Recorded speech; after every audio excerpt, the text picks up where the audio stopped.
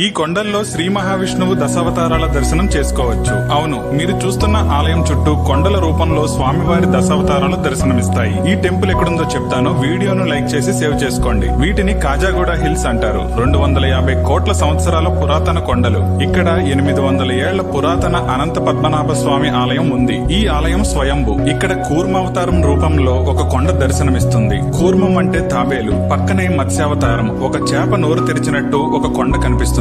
గజేంద్ర మోక్షం ఘట్టంలో ముసలి రూపంలో మరొక కొండ దర్శనమిస్తుంది. వరాహ అవతారం, అలాగే స్వామివారు స్తంభం బద్దలు కొట్టుకుని వచ్చినట్టు కనిపించే నారసింహ అవతారం, అలాగే స్వామివారు నిద్రిస్తున్నట్టు స్వామివారి ఆకారంలో ఒక కొండ కనిపిస్తుంది. ఇక ఈ ఆలయం పాము పడగ రూపంలో ఉన్న కొండ కింద ఉంటుంది. ఇలా శ్రీ మహావిష్ణువు దశావతారాల దర్శనం కొండ రూపంలోనే జరుగుతుంది.